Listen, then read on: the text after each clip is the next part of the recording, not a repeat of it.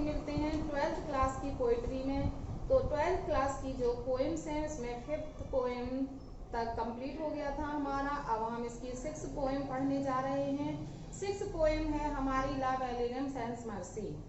तो ये जो पोएम है La Belle Dame sans Merci composed by John Keats, ये एक फ्रेंच टाइटल है।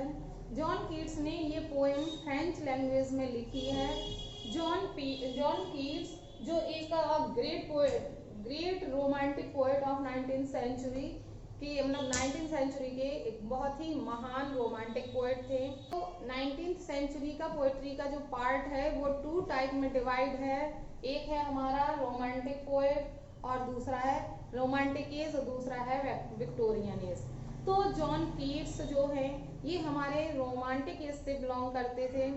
तो इन्होंने ये जो फ्रेंच टाइटल लिखा है ला वैलेडम सेंस मर्सी, जिसमें देख सकते हैं आप मर्सी की लिखने का स्टाइल अलग है, वाई की प्लेस पर आई है और सेंस का स्टाइल अलग है। सेंस मीन्स ये दर्द विदाउट। तो इस टाइटल का पूरे का मतलब है La Belle Dame sans mercy, mercy दया और सेंस मीन्स विदाउट, दया रहित सुंदर महिला। यहाँ पर दया रहित सुंदर महिला इसका पूरा अर्थ है।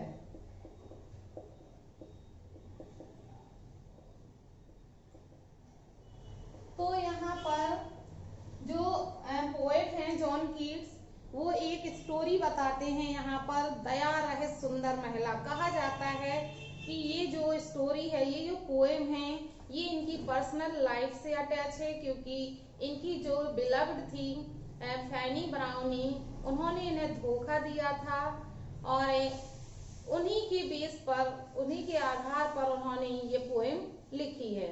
तो ला वैलेडम सेंस मर्सी, दया रहे सुंदर महिला, एक ऐसी महिला की कहानी है जो एक योद्धा को मिलती है रास्ते में। योद्धा उससे बहुत ही इम्प्रेस होता है और वह उसके साथ चल देता है। जब वो ग्रासलैंड में बैठा होता है तो परी जैसी एक सुंदर बालिका को देखता है, वह उससे अट्रैक्टेड हो जाता है और उसके साथ सारा दिन घूमता है, उसे अपने घोड़े पर घुमाता है। वो परियों जैसे गीत गाती है और वह परी जैसी बालिका उस योद्धा को अपने साथ अपनी गुफा में ले जाती है, जहां वो उसे कंदमूल फल खिलाती है और उसका स्वागत सत्कार करती है। वहीं वह रोकर अपने प्रेम को व्यक्त करती है और योद्धा उसके प्रेम में आ जाता है और वह वहां उसे लोरी गाकर सुला देती है। और जब योद्धा सो जाता है तो वो एक भयानक स्वप्न देखता है और उस भयानक स्वप्न में वो देखता है कि एक कोठरी है जिसमें बहुत सारे राजा और राजकुमार कैद हैं, जिसके भूख के मारे चेहरे इस तरह से पीले पड़ गए हैं जैसे कि वो मर गए हों, मृत्यु को प्राप्त हो गए हों। और वो भयानक आवाज में वार्न करते हैं उस योद्धा को कि तुम उस महिला के प्रेम में फंस गए हो और उसने तुम्हें बस में कर लिया है, उस पर विश्वास नहीं करना। तो इस तरह से वो अपने स्वप्न से जाग जाता है और जब वो जागता है तो वहां ना तो वो परी जैसी बालिका होती है और ना ही वो गुफा होती है। वह अपने आप को सुनसान अकेले मैदान में पाता है जहां पर कुछ भी नहीं होता है, घास भी नहीं होती है, फसल भी कट चुकी होती है। तो ये जो पोएम है ये बैलेड के फॉर्म में है। ये पोएम एक बैलेड है। देखिए ये जो फॉर्म्स होती हैं पोएट्री की, जैसा कि आपने मर्सी में पढ़ा कि वो सोनेट है, an elegy written in a country churchyard में पढ़ा आपने कि वो एक एलेजी है, शोक गीत है। इसी तरह से एक बैलेड, जब किसी कहानी को पोएटिक फॉर्म में बनाया जाता है, लिखा जाता है, तो वह बैलेड कहलाती है। तो ये भी एक बैलेड है जिसके 2 स्टैंजा जो हैं, 2 स्टैंजा में पोएट जॉन कीट्स पूछता है योद्धा से कि तुम्हें क्या हो गया है, तुम यहाँ क्यों भटक रहे हो। और लास्ट के सभी स्टैंजाज में वैरियर जो होता है, जो नाइट होता है, योद्धा होता है, वो रिप्लाई देता है, वो अपनी कंडीशन बताता है कि उसकी ऐसी कंडीशन क्यों है। तो ये इसकी शॉर्ट समरी थी। अब हम पोएम को पढ़ना स्टार्ट करेंगे। तो हमारा जो फर्स्ट स्टैंजा है पोएम का O what can ail thee knight at arms alone and palely loitering and says has withered from the lake and no birds sing. Poet कहता है O what can ail the, L means कष्ट, pen, दी poetry का word है जिस means होता है तुम्हें, अरे योद्धा तुम्हें क्या कष्ट है, नाइट एट आर्म, नाइट योद्धा, एट आर्म का मतलब होता है शस्त्रों से सजे हुए, अरे शस्त्रों से सजे हुए योद्धा तुम्हें क्या कष्ट है, जो अलोन एंड पैलली लॉइटरिंग, अलोन अकेले, पैलली पीला चेहरा किए हुए, लॉइटरिंग भटक रहे हो, तुम्हें क्या हो गया है, क्या कष्ट है जो तुम मुरझाया हुआ चेहरा लिए हुए भटक रहे हो। The seas has withered from the lake and no birds sing. जो लेक में, जो झील में जो घास थी वो भी यहाँ पर मुरझा गई है, एंड नो बर्ड सिंग, कोई भी पक्षी गीत नहीं गा रहा है। ऐसे सुनसान मौसम में, ऐसे सुनसान स्थान पर तुम क्या कर रहे हो, ऐसे भटक रहे हो, तुम्हें क्या हो गया है। तो फर्स्ट स्टैंजा में इस तरह से पोएट पूछता है योद्धा से। फिर सेकंड स्टैंजा में भी पूछता है, कहता है O what can ail thee knight at arms, अरे शस्त्रों से सुशोभित योद्धा तुम्हें क्या कष्ट है, सो हैव गर्ड एंड सो वो बी गॉन, इतने मुरझाए हुए, इतने दुख से पीड़ित लग रहे हो। The squirrels granary is full, squirrel ने, गिलहरियों ने अपना खजाना भी फुल कर लिया है, वो भी बाहर नहीं निकल रही हैं, वो अभी अपना काम समाप्त कर चुकी हैं। एंड द हार्वेस्ट डन, और फसल भी पक चुकी है, कट गई है, मतलब यहाँ पर गिलहरियां भी अपना भोजन एकत्रित करने नहीं आ रही हैं, फसल भी कट गई है, किसान भी खेतों पर नहीं है। ऐसे सुनसान स्थान पर तुम क्या कर रहे हो, क्यों यहाँ भटक रहे हो। अब इस क्वेश्चन पर अभी वो एक स्टेंजा में और क्वेश्चन करता है, पोएट कहता है most important stanza for explanation, I see a lily on thy brow with anguish moist and fever dew and on thy cheeks a fading rose fast withered through. कहता है I see a lily on thy brow, मैं तुम्हारे मस्तक पर lily, कुमुदनी की तरह पीला चेहरा देख रहा हूँ, जैसे कि कुमुदनी का फूल पीला होता है ऐसे तुम्हारा चेहरा पीला पड़ गया। with anguish moist, एंग्विश से, वेदना से, पीड़ा से, मॉइस्ट हो गया है, मॉइस्चर आ गया है, पसीने की बूंदें आ गई हैं। एंड फीवर ड्यू, ड्यू ओस की बूंद की तरह तुम्हारे चेहरे में पसीने की बूंदें छाई हुई हैं। And on thy cheeks are fading rose, और तुम्हारे जो गाल हैं वो फेडिंग रोज की तरह प्रतीत होने लगे हैं, गुलाब की तरह मुरझा गए हैं। फास्ट विदर्ड टू, ऐसे मुरझा गए हैं तुम्हारे गाल जिस तरह से कोई गुलाब मुरझा जाता है, इस तरह से तुम्हारे गाल मुरझा गए हैं। मुझे बताओ कि क्या कारण है जो तुम यहाँ भटक रहे हो। अब इस 3 स्टैंजा के बाद अब रिप्लाई देता है योद्धा, कहता है I met a lady in the meads full beautiful a fairy's child, her hair was long, her foot was light and her eyes was wild. I met a lady in a meadow, meadow में, एक चारागाह में मैं एक lady से मिला। Full beautiful a fairy's child, वो बहुत सुंदर थी, इतनी सुंदर थी कि फेरीज चाइल्ड लग रही थी, परियों जैसी बालिका लग रही थी। हर हेयर वॉज लॉन्ग, उसके बाल लंबे थे। हर फुट वॉज लाइट, उसके कदम बिल्कुल हल्के चल रहे थे, उड़ते हुए से चल रहे थे। And her eyes were weld, और उसकी आंखें जो थी वो बहुत ही बड़ी बड़ी आंखें थी। इस तरह से ब्यूटी का डिस्क्रिप्शन करता है योद्धा, बताता है कि एक सुंदर महिला मुझे मिली जो इतनी सुंदर थी, जो परियों जैसी चलती थी, पैर उसके उड़ते हुए से थे, कदम चल रहे थे और आंखें बड़ी बड़ी थी। तो कहता है कि जब मैं उससे मिला तो मैंने क्या किया। नेक्स्ट स्टेंजा में कहता है I made a garland for her head and bracelet too and fragrant zone, she looked at me as she did love and made sweet moan.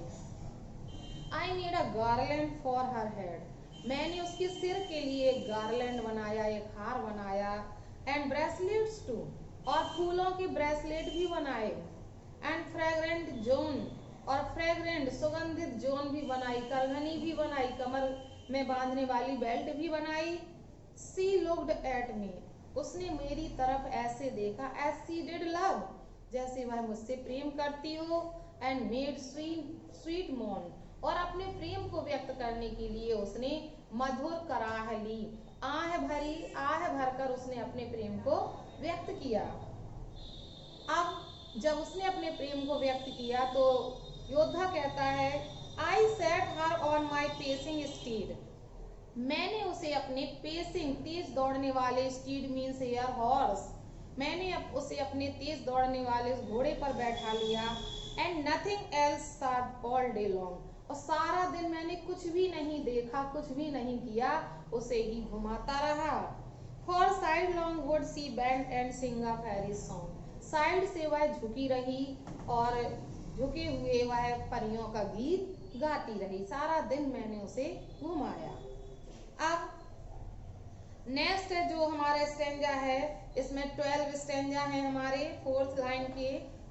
तो ये जो 4th लाइन स्टैंजा होते हैं क्वार्टरन कहलाते हैं। तो नेक्स्ट में कहता है वो, she found me roots of relish sweet and honey wild and manna dew and sure in his language strength she said, I love thee true. She found me roots of real sweet, मधुर स्वाद वाले वह मुझे कंदमूल लाई, roots कंदमूल होते हैं। And honey wild, और जो जंगली शहद है वो लाई मेरे लिए खाने के लिए। एंड मन्ना ड्यू, और वो पानी लाई, उस नदी का पानी जिसे देवता पीते हैं, मतलब एक स्वर्ग की जैसी नदी का पानी वो मेरे लिए लाई। And sure in strange language, और निश्चित ही उसने एक स्ट्रेंज लैंग्वेज में, विचित्र भाषा में वह बोली, आई लव दी ट्रू, वह बोली कि मैं तुमसे सच्चा प्रेम करती हूँ। इस तरह से उस परी जैसी बालिका ने अपने प्रेम को व्यक्त किया कवि योद्धा के लिए। तो योद्धा कहता है, सी टुक मी टू हर एल्फिन ग्रॉट, वह मुझे अपनी एल्फिन ग्रॉट में रहस्यमयी गुफा में ले गई। And there she wept and sighed full sore, वहां वह रोई और उसने पूरी सौर पीड़ा के साथ आह भरी, दर्द भरी आह ली। And there I shut her wild eyes with kisses four, और मैंने उसको 4 बार किस करके उसकी बड़ी बड़ी आंखों को बंद कर दिया और अपने प्रेम को व्यक्त किया। कहता है कि and there she lulled me asleep, और वहां पर उसने मुझे लोरी गाकर सुला दिया। लल्ड मी एस्लीप, लोरी गाकर सुला दिया। एंड देयर आई ड्रीम, और जब मैं सो गया तो मैंने वहां एक ड्रीम देखा, स्वप्न देखा। वो विटाइड, अरे बहुत भयानक स्वप्न था।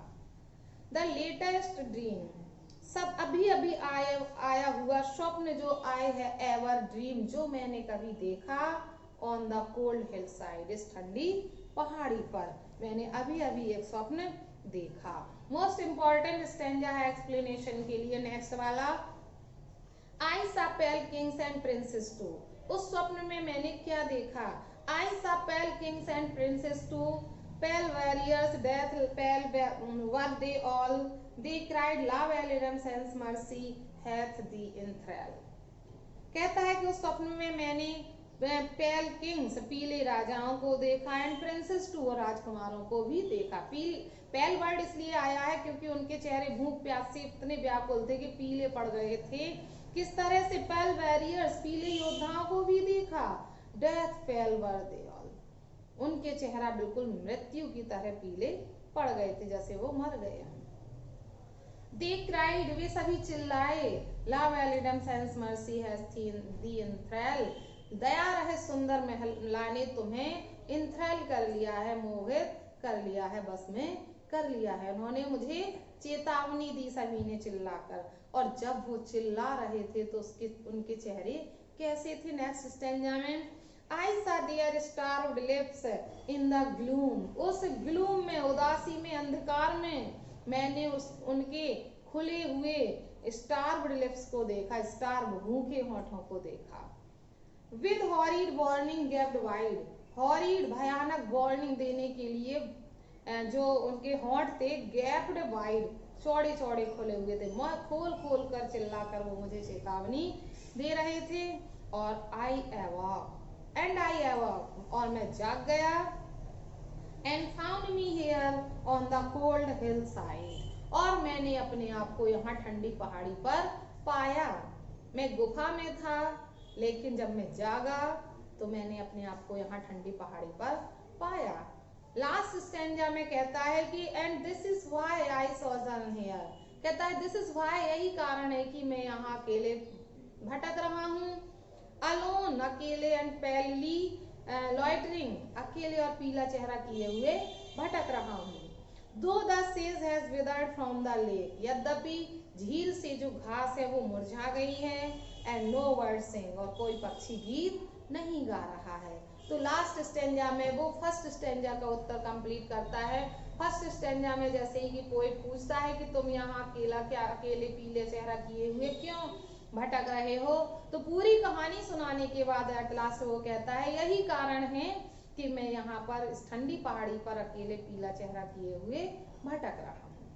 तो ये आपकी पोएम कंप्लीट हुई, ला वैलिड एंड सेंस पर मर्सी, जिसकी मैंने पहले शॉर्ट समरी बताई है, उसके बाद इस पोएम को एक्सप्लेन किया है। तो आई होप आपको समझ में आया होगा।